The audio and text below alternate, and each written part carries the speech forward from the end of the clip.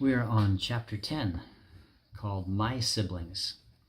Growing up, I was in the middle for the first 14 years of my life. My older brother Larry was out of the house by the time I was about 8 years old, so I didn't know him very well. I just thought he was terribly handsome. I saw him occasionally and dotted over his children as I was growing into my teenage years.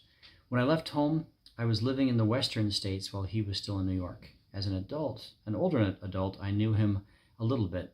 We had a friendship, but not a closeness. He fell off a ladder once and tore his rotator cuff. The physical therapy that was given to him wasn't for long, so every day for a year I went to his house and gave him physical therapy. Even then, we didn't become close. A few years later, I mentioned the year I gave him therapy, and he said he didn't even recall it. I really think he didn't want to recall it, so he wouldn't feel any obligation towards me. When I visited him several times the year before he died, I thought I could revive some sibling love, but it didn't happen.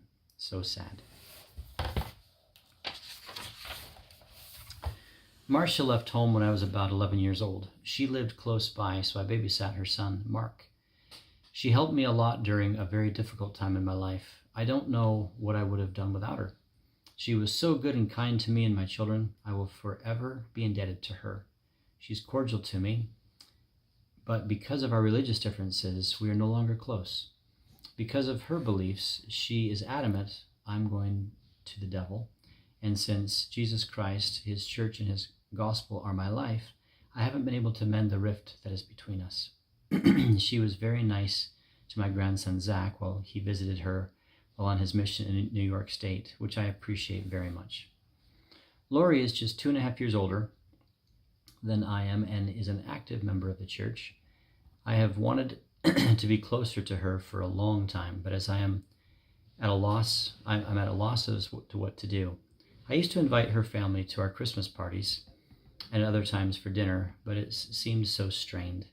A couple of years ago, she told me she never liked me because every time my mother visited her, Mom talked all about the things I was doing and what was going on with my family. Lori began to resent me for that.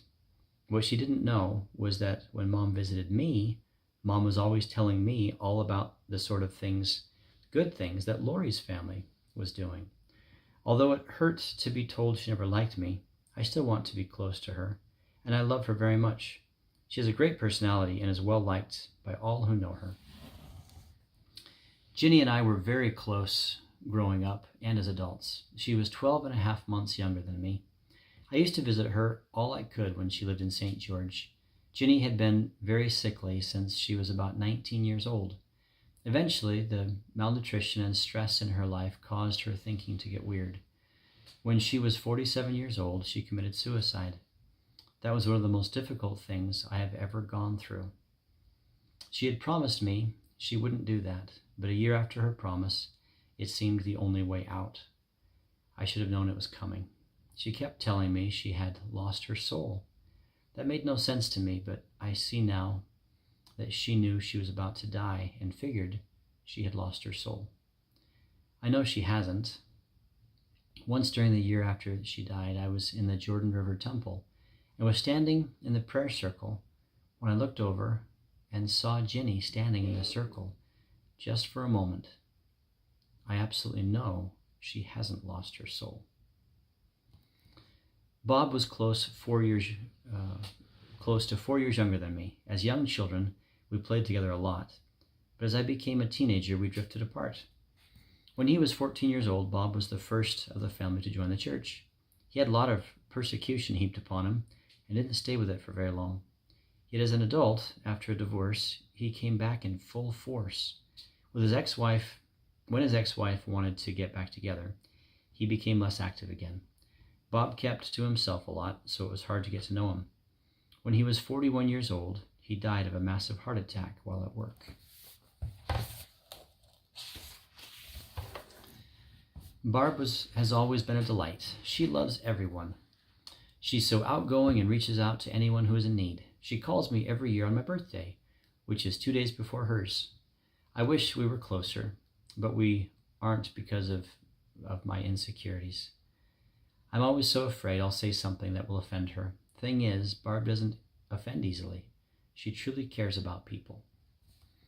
Peggy was born when I was 14 years old. She's extremely independent and outgoing. She left the church as a teenager, and I think that has caused a real problem with closeness. The last 10 years of Mom's life, Peggy wouldn't associate with her or any of the family except Barb. Although it broke Mom's heart, someday these things will heal and will be part of her family again.